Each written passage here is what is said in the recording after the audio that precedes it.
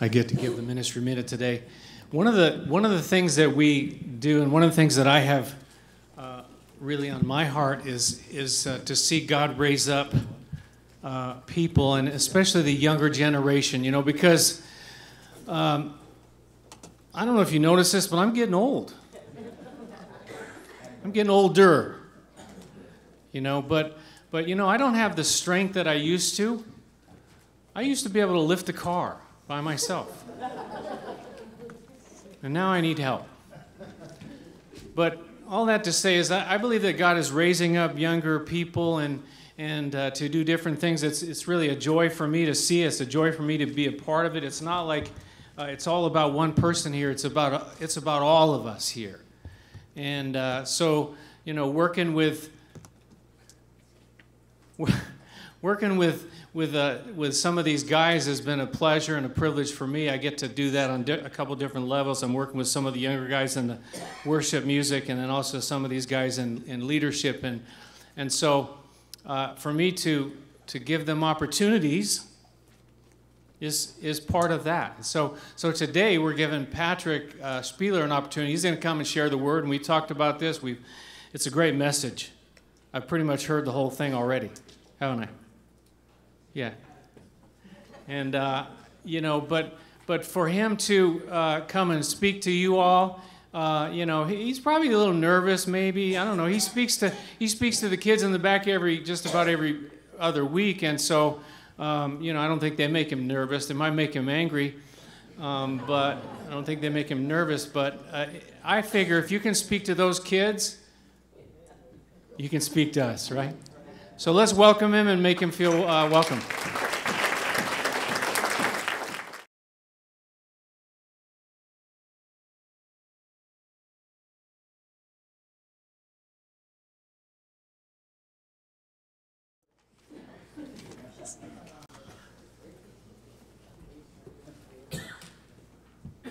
There we go. All right. Thank you for that intro. The kids don't make me angry now. Not here anyway. Not other people's kids. Sorry, son. So it is a privilege to be up here sharing with you today. It is a little nerve-wracking. I admit that freely. It's a great responsibility to share God's word with you.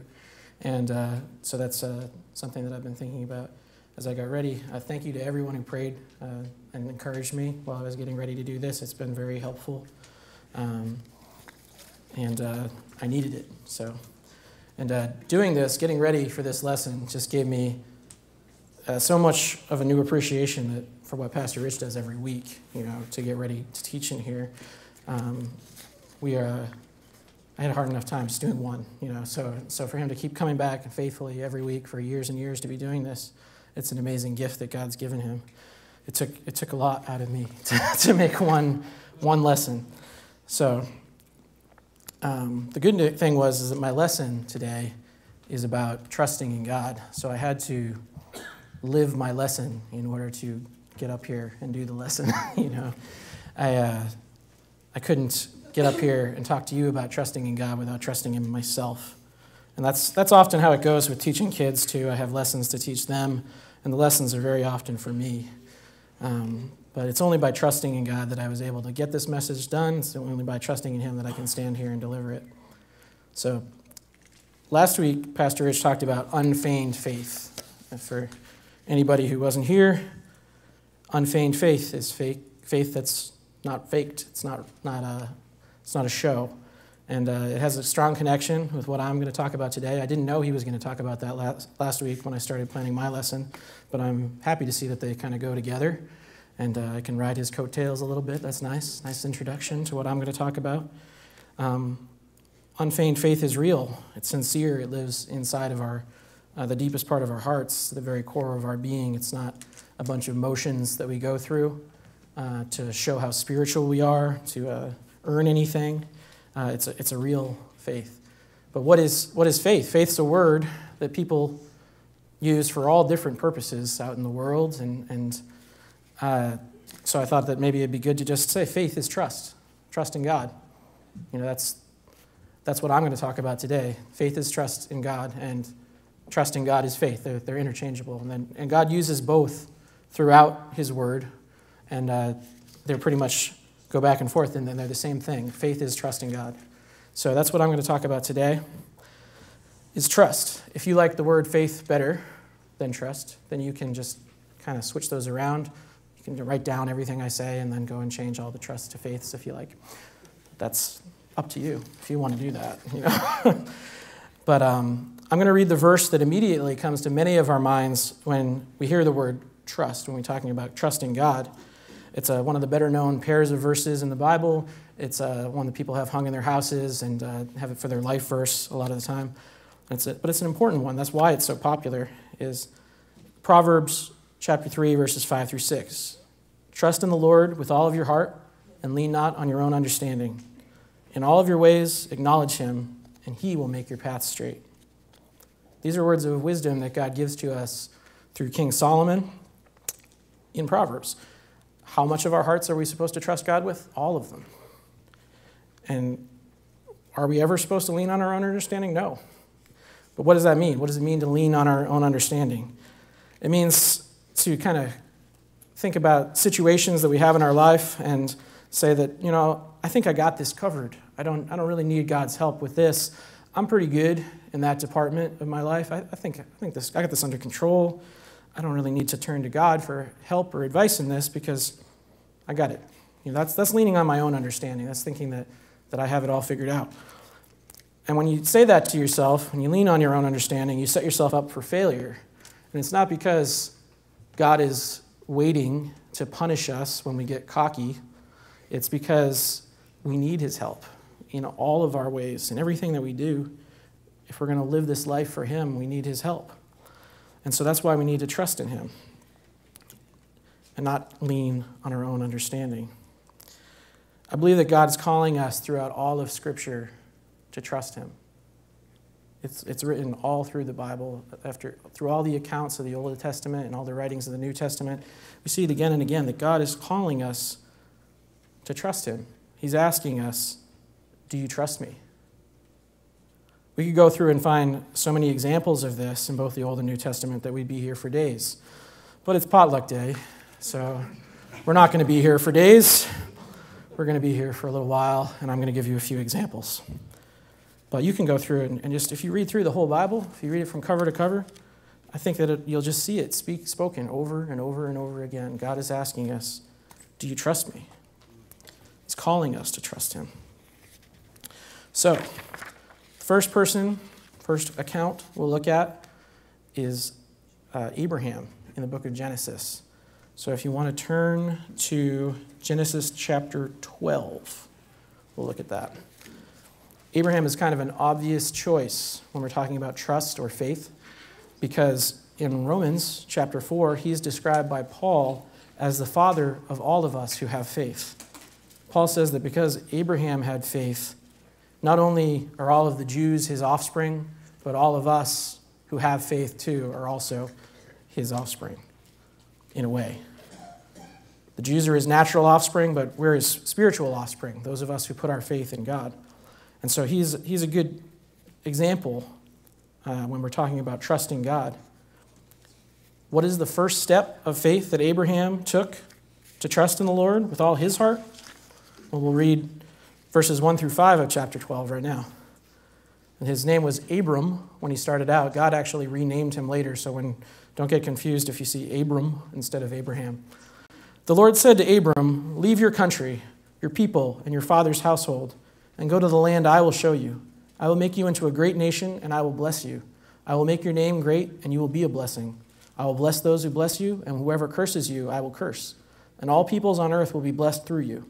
So Abram left, as the Lord had told him, and Lot went with him. Abram was 75 years old when he set out from Haran. He took his wife Sarai, his nephew Lot, all the possessions they had accumulated, and the people they had acquired in Haran, and they set out for the land of Canaan, and they arrived there. So basically what we have here is that God called Abram to pick his whole life up and move it to a strange land and live as a vagrant in tents. He had a home. He had a place that he had lived for his whole life in Haran, and God called him and told him that he wanted him to get up and go. And he made promises to him. He promised that he would give him a land. And Abraham followed. He trusted in God, and in doing so, he became the father of all who have faith. I think it's easy to forget that Abraham wasn't a young man when he set out. You think of someone that God might call to do this kind of thing, like you think, oh, a young guy, a guy who's eager for adventure, someone who wants to set out and make his mark on the world. He called a 75-year-old man, and people did live longer back then. Abraham ended up living to be 175, but that doesn't mean that 75 was like 30 to them. It says that when Abraham had his son Isaac, when he was 100, he was an old man. He was already an old man. So I think what it really is that people were old for longer than that you can just kind of that you make 75 middle-aged and things like that. I think he was old for a very long time. So he was already an old man. And yet, as you get older, you get set in your ways, right? You don't want to pick up everything and go. And, I'm not even that old, but I moved 2 years ago. I moved from Riverside to Warwick. That's about, 15-minute move. And I almost had a nervous breakdown. My wife can tell you all about what a state I was in, trying to pick up all my stuff and move it. Anybody who is here that helped me too can see, so can testify to that. But God didn't tell me like He told Abraham, out loud, I want you to move. But I do believe He was calling me to move, and I've seen the results of that move over the last 2 years, that God has just blessed our family in so many ways because we made that move that I think God was calling us to. And so God is good. God is faithful. And I didn't have a nervous breakdown. I almost did. Almost. But in His grace, God kept me just on the edge of the nervous breakdown, and I didn't go over. And within a week, the Warwick felt like home. So God's good. And all that to say that, my example there is that this was not something easy that God was calling Abraham to. He was calling him to leave his country, leave his family, leave everything behind. He took some of his stuff and his servants and things, but, the comfort that he had there, it was going away. He was going to be on the road for the rest of his days, pretty much. He'd stop in places, but he never had a permanent home, really, ever again. God promised that He would give the land of Canaan to Abraham's descendants, but Abraham didn't see that himself in his lifetime. It was hundreds of years later that God gave it to him, but he trusted that God would, and he trusted God to lead him. So in that, he became the father of all who have faith. I think God is calling us to trust Him and step out of our comfort zone, too, sometimes. There's lots of things that might scare us or make us feel like, oh no, I can't do that, no way. But like Abraham, God is calling us to speak to that person that needs to hear about Jesus, or to get involved with a ministry that could use some help or that we feel called to. And we need to just put aside those fears and just trust God in that, like Abraham did.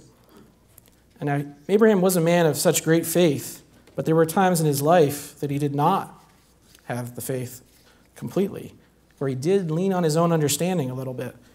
Later in the same chapter, chapter 12, the same chapter where he left his home and left everything behind to follow the Lord, there was a famine in the land where he was staying, and he went to dwell in Egypt because of the famine. There's no mention that God sent him to Egypt. That was his idea. Did it on his own. He was kind of leaning on his own understanding. Oh, there's no food here. I better go somewhere else where there's food. While he was there, he told his wife to pretend that she was his sister because he was afraid that the people there would kill him to take her for their wife. She was a beautiful woman, and he thought that I'm a goner if I walk into this country with this beautiful wife of mine. They're just going to off me so that they can have her. So in that way, he wasn't really trusting in the Lord. He trusted the Lord to leave his home and leave his country behind, but he didn't trust the Lord to provide food for him when there was a famine, and he didn't trust the Lord to keep him safe when he was in Egypt. And some trouble came from it. In verses 17 through 20 of chapter 12, it says, "But the Lord inflicted serious diseases on Pharaoh and his household because of Abram's wife Sarai." Pharaoh had taken Sarai into his house to be his wife because he didn't know that she was Abraham's wife because they lied. So Pharaoh summoned Abram. "What have you done to me?" he said. "Why didn't you tell me she was your wife? Why did you say she is my sister, so that I took her to be my wife? Now then, here is your wife. Take her and go." She wasn't worth the trouble to Pharaoh, it seems. I mean, his whole house was inflicted with diseases. And after that, Pharaoh pretty much kicked them out of Egypt. And where did they end up? But back in the Negev, where they had been right before they went there. They ended up in the exact same place that they had been before Abraham decided to take this detour to Egypt. And now, in God's mercy, he did protect Abraham, and he did provide food for him. But it caused some trouble with the Egyptians, and it wasted some time. This detour was just a kind of a whole big waste of time for Abraham and his family. The consequences with the Egyptians, it makes me think that often it's not only ourselves we hurt by not trusting God, but other people around us, especially in terms of our witness for Jesus. If we're freaking out and not trusting God ourselves, then why are people around us going to think that they can trust him? It's a pretty bad example. Looking back to Abraham, he didn't even learn his lesson from that whole incident because he did the same exact thing in chapter 20. He went to a different land and told a different people that his wife was his sister again. And the same thing happened to those people. God's judgment came on them. Their king tried to take Sarah into his house. And again, the king told, "Get out of here. What are you doing to us?" That's to paraphrase. Those aren't the exact words of the Bible. But Abraham didn't learn his lesson from that. That seemed like a thing that he had trouble with, is this fearfulness that somebody was going to kill him and take his wife. That was kind of one of the mistakes that he made. It was a time that he didn't trust. He was afraid. And God wants us to trust him when we're afraid. God wants us to know that he's in control even when a situation seems like it's going to be a problem. Even when we're in a different country where we think that someone might want to hurt us, we can trust God. And Abraham could too, but he chose not to. But through all the mistakes he made, Abraham on the whole remained a man with a deep trust in God. That's why in the end he's called the father of all who have faith. His whole life had a pattern of trusting God. He followed God wherever he led. The greatest example of his trust comes from chapter 22, if you want to turn there. Chapter 22 of Genesis.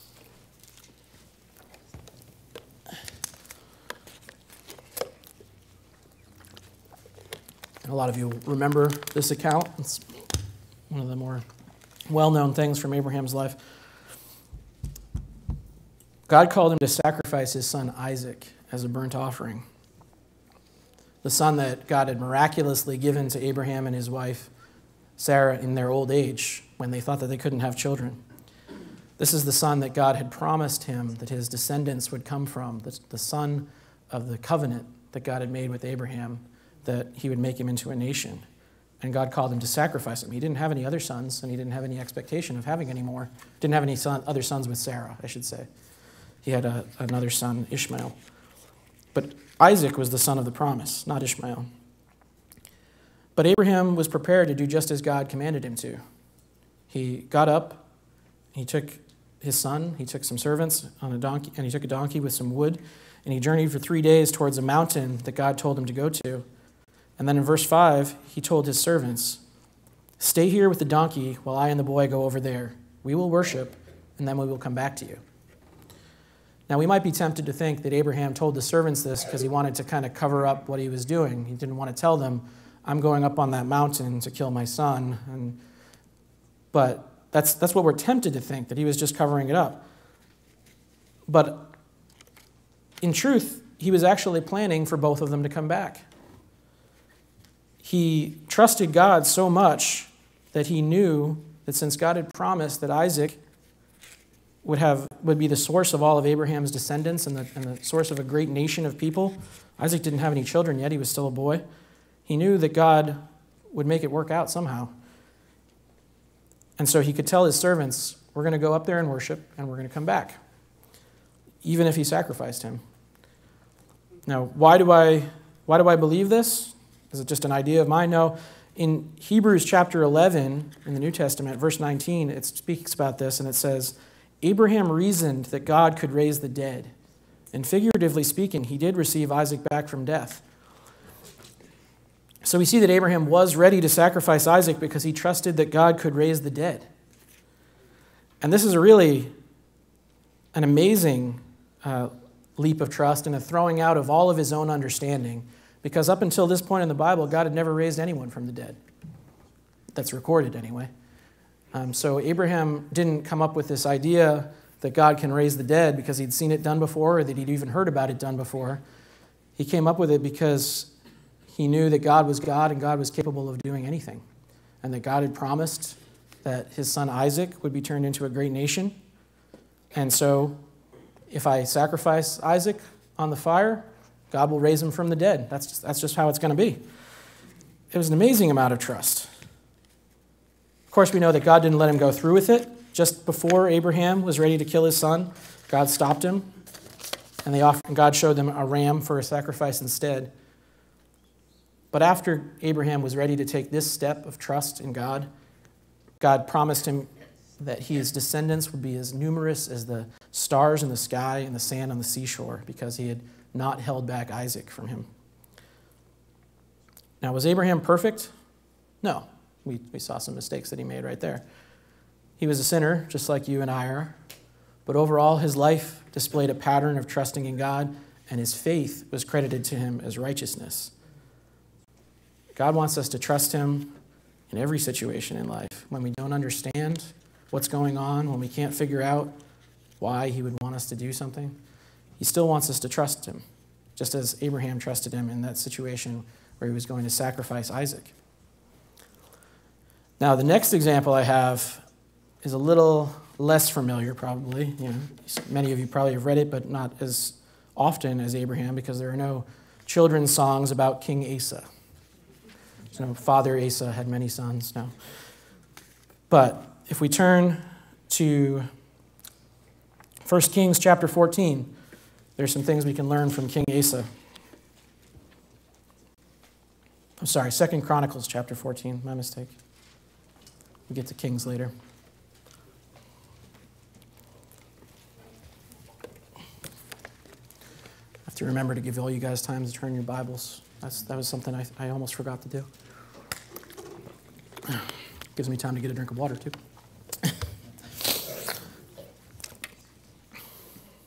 So Asa was a king of Judah. In the beginning of his reign, and for most of it, actually, Asa was one of the best kings that Judah ever had. As you go through Chronicles and Kings, you see both kingdoms kind of go back and forth with good kings and bad kings. Judah had a lot more good kings than Israel ever did after the kingdom split in half, the northern kingdom of Israel and the southern kingdom of Judah. But Judah had more good kings, and for most of his reign, Asa was a good king. Starting in verse 2 of chapter 14, at the beginning of his reign, Asa did what was good and right in the eyes of the Lord his God. He removed the foreign altars and the high places, smashed the sacred stones, and cut down the Asherah poles. He commanded Judah to seek the Lord, the God of their fathers, and to obey his laws and commands. Many times, even the good kings would remove one thing and not remove another. They would remove the idols and forget to get rid of the high places. But Asa got rid of everything. He didn't want to leave anything that was going to lead people into idolatry. He wanted people to worship the Lord. Moving down to verse 11, we see, when faced with an overwhelmingly vast army poised to attack Judah, he turned to God for help. Verse 11, then Asa called to the Lord his God and said, Lord, there is no one like you to help the powerless against the mighty. Help us, O Lord our God, for we rely on you. And in your name we have come against this vast army. O Lord, you are our God. Do not let man prevail against you. That makes me think of that song we sang today. We can rely on you. And Asa was relying on God. He had nowhere else to turn, and he turned to God. But he trusted that God could defeat this army. That was the only way that Judah was going to be delivered. And God answered that prayer. He struck down the enemy army. And Asa continued to reign with a zeal for God and a trust in him. After this great victory, he went on to just lead a revival in the people of Judah and to just continue to rid the land of idols. He even took his grandmother out of her position as queen mother because she was an idol worshiper. She had an Asherah pole. And so he removed her from that position of kind of respected royalty as queen mother because of that idolatry. He didn't want her leading the people astray. The first 35 years of Asa's rule were a wonderful example of a man who trusted God in all his ways. And God blessed him with peace throughout that time. But unfortunately, in the 36th year of his reign, Asa kind of went off the rails as far as his trust in the Lord. Baasha, the king of the northern kingdom of Israel, fortified the city of Ramah in order to block anyone from getting into or out of Judah on the main road about 5 miles north of Jerusalem. It was going to be a problem for Israel. It was a sign of aggression. Baasha had an army, just like any other country. And he was an evil king. And so Asa, he was concerned. He was worried. He was afraid of what was going to happen with Baasha, the king of Israel. And where previously he had faced this overwhelming number of Cushites and called on God to help him, this army was smaller. The northern kingdom's army was smaller. And he decided to lean on his own understanding. He took the silver and gold that was in the temple treasury and he gave it to Ben-Hadad, the king of Aram, to pay him to attack Israel. Ben-Hadad had previously had a treaty with Israel. He was paying Ben-Hadad to break the treaty. Now, if you can pay a guy to break a treaty, is he really the kind of guy you can trust? If he will take your money and break his treaty with someone else, is that someone you can count on long term?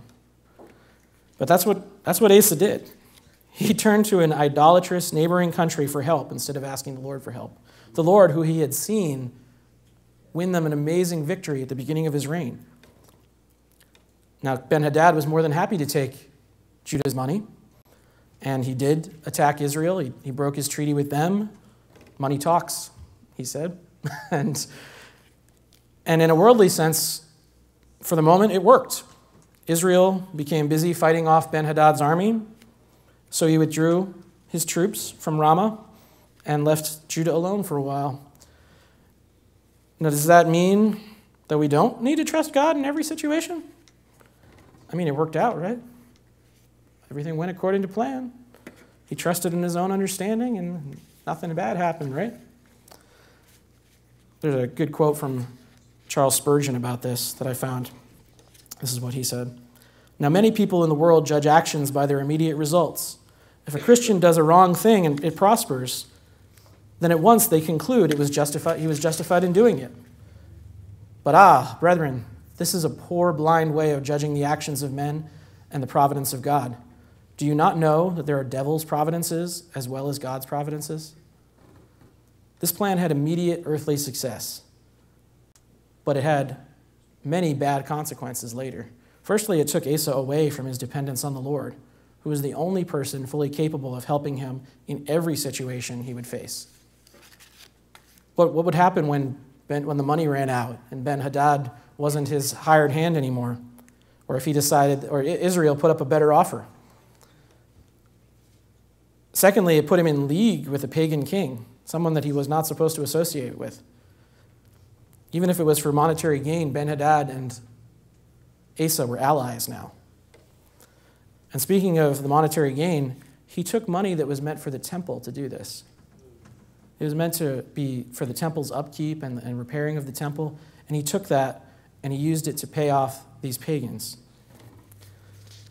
So let's read verses 7 to 10 of chapter 16 and find the answer to the question of, was that the right plan, if we haven't already given it away? At that time, Hanani the seer came to Asa, king of Judah, and said to him, because you relied on the king of Aram and not on the Lord your God, the army of the king of Aram has escaped your hand. Were not the Cushites and Libyans a mighty army with great numbers of chariots and horsemen? Yet when you relied on the Lord, he delivered them into your hand. For the eyes of the Lord range throughout the earth to strengthen those whose hearts are fully committed to him. You have done a foolish thing, and from now on you will be at war. Hanani was a prophet, and this message was from God, rebuking Asa. Did Asa repent? That would have been the wise thing to do. a message directly from God telling him that he had messed up. But in verse 10 we see, Asa was angry with the seer because of this. He was so enraged that he put him in prison. At the same time, Asa brutally oppressed some of the people. Well, that's about as far from repentance as you can go. He doubled down on what he had done. He didn't want to hear anybody tell him that he had done the wrong thing. Even if it was someone speaking for God, he threw him in prison. And then it seems that he oppressed some people, some of his own people, whether it was just out of being angry or because he was just so far away from where he was supposed to be that it didn't seem wrong to him anymore to do that. God was calling him to turn and put his trust back in him, but he didn't want to listen. A few years later, we see in verse 12, in the 39th year of his reign, Asa was afflicted with a disease in his feet. Though his disease was severe, even in his illness, he did not seek help from the Lord, but only from physicians. Then in the 41st year of his reign, Asa died and rested with his fathers. He died of the foot disease that he had. That's a very sad end to a life that for many years was so devoted to the Lord. Once Asa stopped trusting and depending on God to help him, everything went downhill in a very quick hurry. It's pretty clear to me just how much Asa needed God's help and how much we need God's help too. We need his guidance. Good or bad situation in our life, big or small problem that we have, doesn't matter. We need God's help. Galatians 3:3 tells us everything we need to know about this. Are you so foolish? After beginning in the Spirit, are you now trying to attain your goal by human effort? That's what happened to Asa. He began trusting in the Lord, and in the end, he relied on human effort. And we have a tendency to do that. It's part of our fallen human condition that we have a desire to do things on our own, to earn God's blessing, or even to earn our way into heaven by being good enough, or to try and solve our problems ourselves instead of turning to God. But we're not able to do it. We need God. And it's his great desire that we lay down our instinct to do things on our own and to just surrender and give it all to him, to depend on him instead of our own understanding. Because our own understanding, if we're being honest, is pretty weak, just like King Asa's. We only see a little bit of what's going on. God sees the whole picture. God sees all the consequences of everything we do down the line. He sees all the events of history like he's reading a book, and he can turn ahead to the end. But we can only see the little thing that's going on right now. So my own understanding, it's not much to work with. But God, he's got an understanding of everything. And I could take advantage of that understanding by leaning on him instead of leaning on my own understanding. When you have a project that you want to do, a task or some sort, you want to fix something in a car, repair something in your house, learn how to use a new computer program or something, you don't just pick it up and do it in your own understanding because you don't have any understanding about it. You turn to someone or some manual or some video that has a better understanding of it than you do. God has a better understanding of everything than we do. He's got the manual for everything in this life and his word. That'll show us what we need to do too. He's the expert on life, and we're not. We don't have the understanding. But thankfully, he doesn't leave us on our own. Now, the next example is a bit more encouraging than Asa, because it certainly doesn't end on such a sad note. Let's turn to 1 Kings chapter 18. We're going to look at Elijah.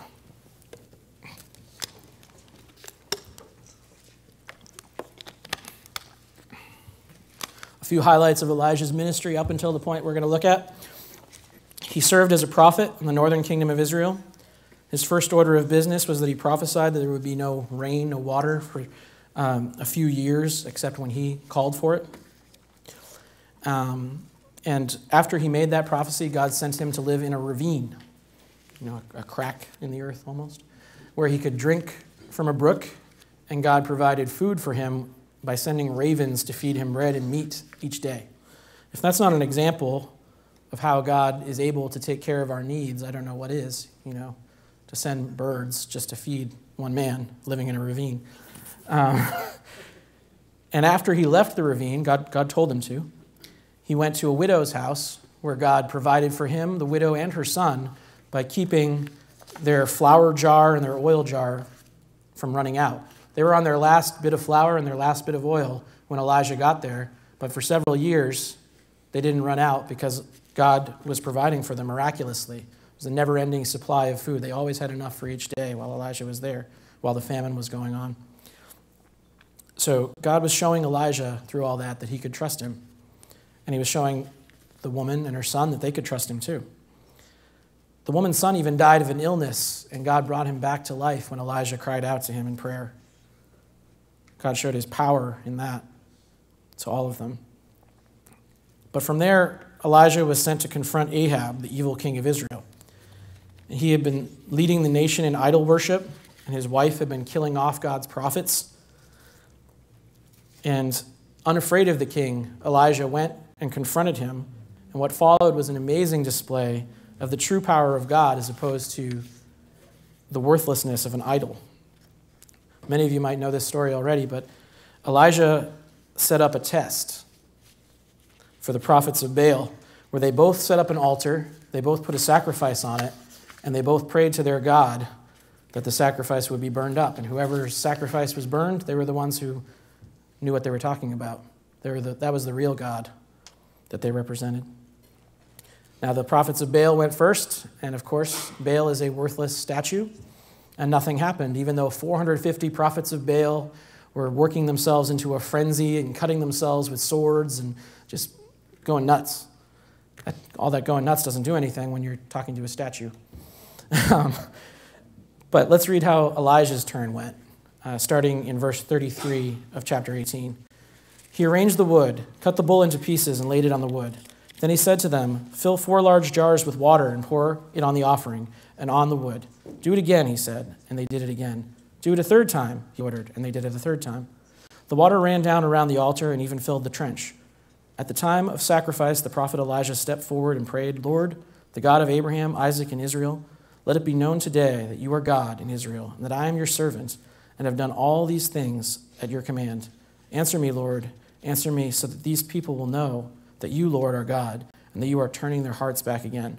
Then the fire of the Lord fell and burned up the sacrifice, the wood, the stones, and the soil, and also licked up the water in the trench. When all the people saw this, they fell prostrate and cried, "The Lord, He is God. The Lord, He is God." Now, I love that Elijah had the trust in God to do this miraculous act. God did the miracle. Elijah trusted that he would, to burn up a soaking wet pile of wood and the sacrifice on it, so that Israel would remember who the real God was. Not Baal, who could do nothing, but the Lord. And what an amazing victory God gave him there on Mount Carmel. Not Mount Caramel. I have to stop myself from saying that every time I read it. But after this amazing thing happened, Ahab went back to his wife and told her all about it. She became so enraged that she sent a messenger to Elijah and told him that she was going to have him killed, just like the prophets of Baal had been killed after this whole thing. And Elijah was afraid. He ran away. And I'm not saying that having the queen of the country you live in put a kill order on you is a small matter by any means. That's a pretty big problem. But after everything that Elijah had seen God do, did he have anything to be afraid of? God was with him. Who could be against him? But he ran. In verse 3 of chapter 19, it says, Elijah was afraid and ran for his life. When he came to Beersheba in Judah, he left his servant there, while he himself went a day's journey into the desert. He came to a broom tree, sat down under it, and prayed that he might die. "I have had enough, Lord," he said. "Take my life. I am no better than my ancestors." Then he lay down under the tree and fell asleep. Elijah didn't just run away. He ran 80 miles away. He ran straight out of the northern kingdom, all the way through Judah and out into the desert. I read one commentary that said if Jezebel, Ahab's wife, had really wanted to kill Elijah, then she wouldn't have sent a messenger to threaten him. She would have sent someone to kill him. What she really may have wanted was to discredit him. And what could be better than making the courageous prophet of God who stood up to the king run for his life? As I said before, our trust in God or the lack thereof has an impact on the people around us. People who are wondering if what we believe is real. And it could be very disheartening for the people of Israel to see the prophet run away after this great victory, run away from Jezebel. The words of his prayer seem to show that he is a man who's starting to forget just a little who gave him the power to work the miracles. He says, I'm no better than my ancestors. He's asking, what good am I? I'm no better than my ancestors. Well, he wasn't any better than his ancestors when he worked all those miracles either. It was God who did it, not him. And his goodness wasn't what did it. It was his trust in God.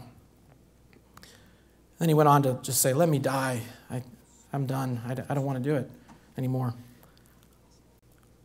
I'm not any use to you. But that throws out God's ability to do something good with anyone who will trust in him. Elijah thought he could be of no more use. Well, why? If God could use him before, he could use him again. God can use us, even after we've messed up.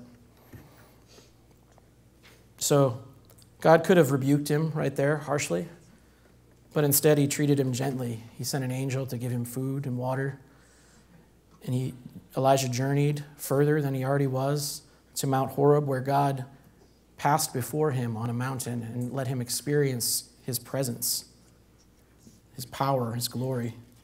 Elijah had to cover his face so that he wouldn't be just destroyed by God's presence passing in front of him. And then in a still small voice, God asked him in verse 9, what are you doing here, Elijah? Well, the truth is he was hiding and being depressed. That was what he was doing.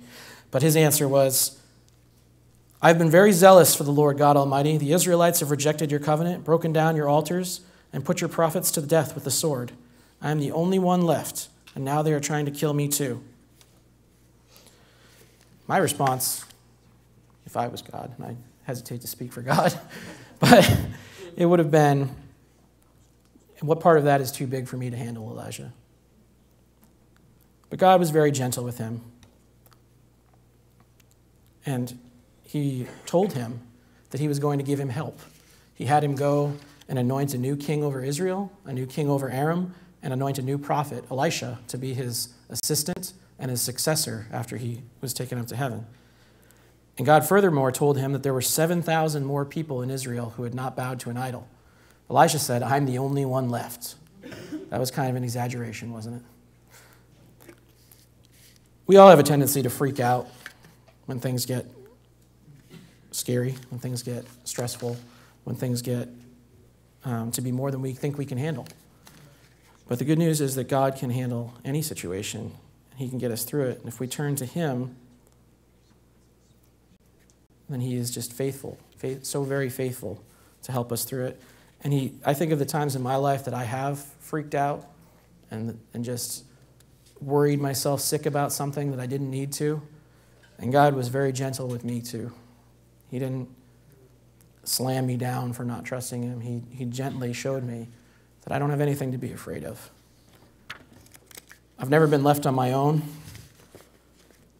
I've never had to do anything that God didn't help me do that he called me to.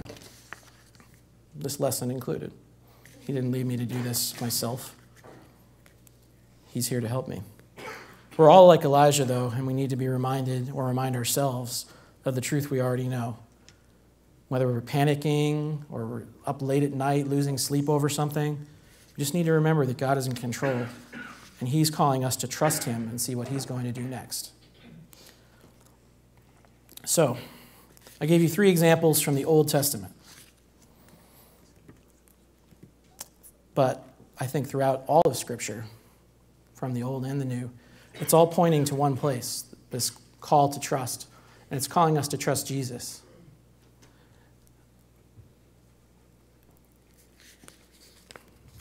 It raises the one important question, the most important question I can ask you. Have you placed your trust in him? Have you called on his name and asked him to be your Savior? Maybe you're listening to this and you haven't. That's the greatest step of trust you'll ever take. And it's the step that will change your eternal destination from hell to heaven. To put your trust in Jesus. It makes you one of God's children to put your trust in Jesus. It brings you out of the darkness into the light. It rescues you from sin and death and guarantees your place in heaven. We can't earn it, no matter what we do. It's only by trusting in what Jesus did for us on the cross that we can be saved. That it's done, it's finished. It's not our own goodness, not our own works, not our own understanding. We can't lean on our own understanding. Our own understanding says, oh, if I'm just a good enough person, then God will let me into heaven. But that's not how it works. God wants to know, do you trust him? Do you trust Jesus? Do you believe that he died on a cross to pay for your sin and rose again? That by his sacrifice alone you are saved? Maybe you've been wondering how you can know for sure that you can trust God. If you take that step, if you put your trust in him, then you'll know. I can tell you that from personal experience, and I know that many, many people in this room can testify to what Jesus has done in their lives once they put their trust in him. None of our lives are ever the same after that. You can't put your trust in Jesus and have there not be a change. So ask around. The stories of God's mercy and love at work in all of our lives are powerful. They're a witness. If that's you right now, and you want to lay down the burden of striving to earn your way into heaven, if you want to be made brand new by God, and to be certain that you'll spend eternity with God, if you can place your trust in Jesus right here, right now. It's very simple. Or maybe you already have, but you want to renew that trust. Maybe you've been trying to do things on your own. Maybe you've been worrying about something that God can handle because he's able to. You can do that today too. I believe we all need more and more trust in God each day. It's not always easy to trust God with all of our heart, as Proverbs tells us to. That's a work in progress.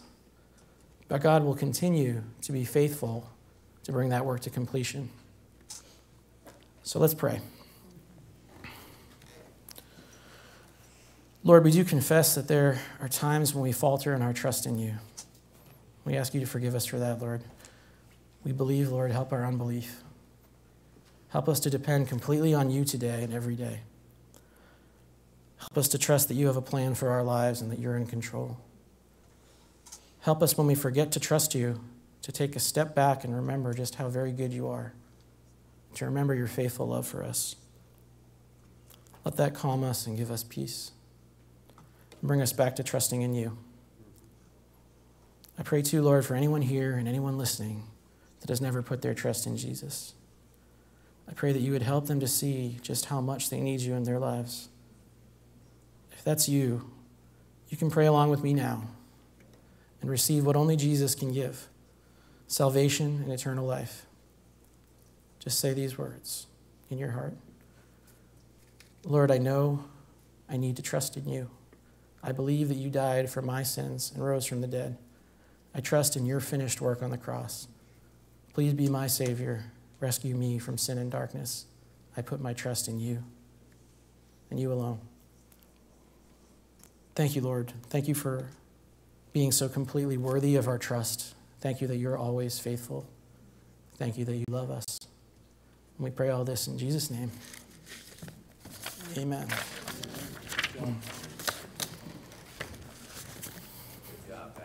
Thank you.